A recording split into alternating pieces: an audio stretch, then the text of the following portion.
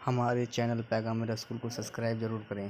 اگر مسجد کا مؤذن 5 روپے کا چندہ مانگنے آئے تو تم مندی کی شکایت کرتے ہو، لیکن 300 روپے اگر کیبل والا وصول کرنے کے لیے آتا ہے تو اس کے آنے سے پہلے تم جمع کر کے اس کو پیش کر دیتے ہو۔ پیسوں کے بدلے جہنم خرید رہے ہو، اپنی بیٹیوں کی آبرو کا سودا کر رہے ہو۔ بتاؤ اللہ کو کیا جواب دو گے؟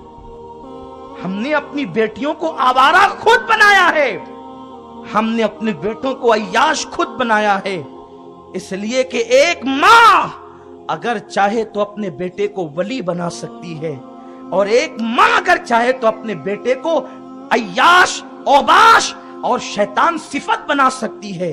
ایک ماں اگر چاہے اپنی بیٹی کو ولیہ بنا سکتی ہے، اور ایک ماں اگر چاہے تو اپنی بیٹی کو بدترین فاحشہ اور بدکار بنا سکتی ہے۔ آؤ میں تمہیں بتاؤں، میری بات کو بہت سیریس لینا، اور میں الفاظ کے نشیب و فراز میں ڈوبنے اور ڈبانے کا عادی نہیں، میں جو کہہ رہا ہوں اپنا درد دل پیش کر رہا ہوں۔ میری قوم، تم پر مندی کے بادل منڈلا رہے ہیں، دنیا تمہیں مٹانے کا پلان کر چکی ہے، دنیا تمہاری بیٹیوں کو خرید کر لوجوں میں ان کی آبرو لوٹ رہی ہے۔ ابھی تک تم اپنی مستی میں ہو، ابھی تک تم اپنے نشے میں ہو۔ کل کا نوجوان وہ تھا جو اپنی جان دے کر دوسروں کی بیٹیوں کی حفاظت کرتا تھا، اور آج کا نوجوان اپنے محلے کی بہن کو تکتا ہے، اس پہ بدنظری کرتا ہے۔ اور کچھ لوگوں نے جنت کو اتنا آسان کر دیا، صرف نماز پڑھو، جو کچھ کرو گے سب معاف ہو جائے گا۔ جنت تمہارے باپ کی ہے، ہنسنے کی بات نہیں، ہنسنے کی بات نہیں۔ چند سجدوں کے عوض میں جنت خریدنے والوں، جنت سجدوں کے عوض نہیں ملتی، ورنہ یزیدیوں کے خیمے میں 22,000 کے لشکر میں 700 حافظ قرآن تھے، اور ان میں نماز پڑھنے والے بھی تھے اور نماز پڑھانے والے بھی تھے، لیکن ان کے جہنمی ہونے میں کسے شک ہے؟ اگر کوئی ان کے جہنمی ہونے میں شک کرے، ہم اس کے جنتی ہونے میں شک کریں گے۔ اللہ اکبر۔ لیکن ان یزیدیوں کی نماز نے انہیں جنتی نہ بنایا، حسین کی نماز نے انہیں جنتی جوانوں کا سردار بنا دیا۔ پتا چلا جب نگاہ پاک ہوتی ہے دل پاکیزہ ہوتا ہے، اور جب پیشانی سجدے میں جاتی ہے تو جنت نمازی کا استقبال کرتی ہے۔ لیکن اگر نگاہ آوارہ ہو، دل گندا ہو، تو پھر کتنے سجدے کر لو، کیا شیطان کے نامہ اعمال میں سجدے نہیں؟ خدا کی عزت کی قسم، ہمیں علامہ ہونے پہ ناز نہیں، ہم تو غوث الاعظم کے در کے سگ ہیں اور دین کے طالب علم ہیں، لیکن شیطان کے نمازی ہونے پر ہم قرآن کی آیتیں بھی پڑھ سکتے اور حدیثیں بھی پیش کر سکتے ہیں۔ اٹھا کے دیکھو، ابن عباس سے لے کر صاحب ضیاء القرآن تک ساری تفسیریں اٹھا کر دیکھو۔ جب اللہ نے کہا اسجد لآدم، آدم کو سجدہ کرو، اس نے کہا تجھے 1000 کروں گا، آدم کو 1 نہیں کروں گا۔ پتا چلا دل پاک نہ تھا، نگاہیں پاک نہ تھی، اس لیے جنت کو 2 رکعت کے عوض بیچا نہیں جا سکتا۔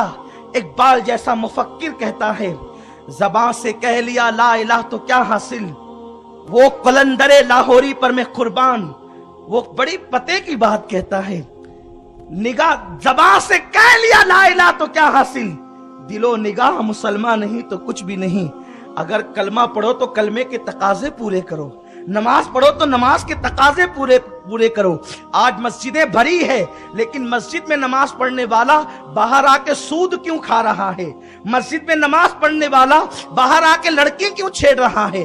مسجد میں نماز پڑھنے والا گھر میں آ کر سیریل کیوں دیکھ رہا ہے؟ میرے اور آپ کے رسول غیب داں نبی نے فرمایا، جن کی نماز انہیں گناہوں سے نہیں روکتی، ان کی نماز انہیں اللہ سے دور کر دیتی ہے۔ جنت کو اپنے باپ کی جاگیر نہ سمجھنا، جنت اللہ کی نعمت ہے، वो सजदों की बुनियाद पर उस वक्त मिलेगी जब निगाहें पाक होगी और दिल इश्क रसूल का मदीना बन जाएगा, दिल इश्क मुस्तफा का गंजीना बन जाएगा। अरे जिनके दिल इश्क रसूल का गंजीना बना है उनके बारे में मेरे रसूल ने फरमाया, जानते हैं सहाबा ने अर्ज़ किया था, आका आप तो अपनी ऊँटनी पर बैठकर जन्नत में जाएंगे। सरकार ने फरमाया, नहीं नहीं, मैं ऊँटनी पर बैठ के नहीं जाऊंगा, मेरी ऊँटनी तो क़यामत के दिन मेरी बेटी फातिमा के हवाले होगी और सज्जदा फातिमा उस पे बैठकर जन्नत में जाएगी। मेरे लिए तो अल्लाह बुराक का इंतजाम करेगा। और फरमाया, सुनते हो कि वो मेरा बिलाल है ना, बिलाल जिसका रंग पक्का है, बज़ाहिर जिसका रंग दुनिया काला कहती है, वो पक्के रंग का, मोटे होंठ का, बड़े दांत का बिलाल जब क़यामत में आएगा तो ऊंट पर बैठ कर आएगा और इस शान से आएगा कि वो अजान पढ़ता होगा। लेकिन अजान में जब वो अल्लाहु अकबर कहेगा तो दुनिया उसे देख रही होगी, अशहदु अल्ला इलाहा इल्लल्लाह कहेगा, दुनिया उसे तक रही होगी। और जब वो कहेगा अशहदु अन्ना मुहम्मदुर रसूलुल्लाह, जब वो कहेगा तो पूरा मैदान महशर बिलाल से सुनकर कहेगा अशहदु अन्ना मुहम्मदुर रसूलुल्लाह। गोया के क़यामत का मैदान भी मुहम्मदुर रसूलुल्लाह की रिसालत से गूंज उठेगा।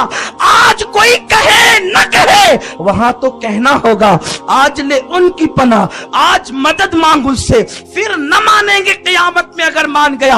अर्ज ये कर रहा था, आका ने फरमाया, जिसकी नमाज उसको गुनाहों से नहीं बचाती, उसकी नमाज उसको अल्लाह से दूर कर देती है।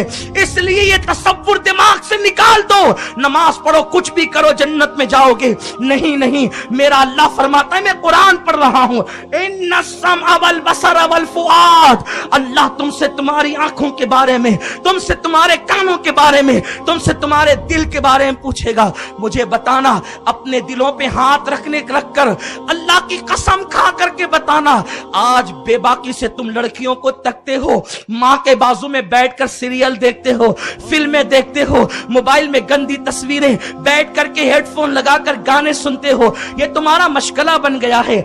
अगर अल्लाह पूछेगा मैंने कान इसलिए दिए थे कि तू गाना सुने, तेरे पास जवाब क्या हो? और मुसलमान, तेरे लिए ईमान रखना जरूरी है कि एक दिन वो दिन आएगा, एक वक्त वो लम्हात आएंगे कि अल्लाह तुझसे पूछेगा, मैंने तुझे आंख इसलिए दी थी कि तू मोहल्ले की लड़कियों को तके। आजकल माँ बाप अपनी जिम्मेदारी महसूस करें। हम इंसान हैं, जानवर नहीं है कि बच्चों को पैदा करके यूं ही रास्तों में छोड़ दे।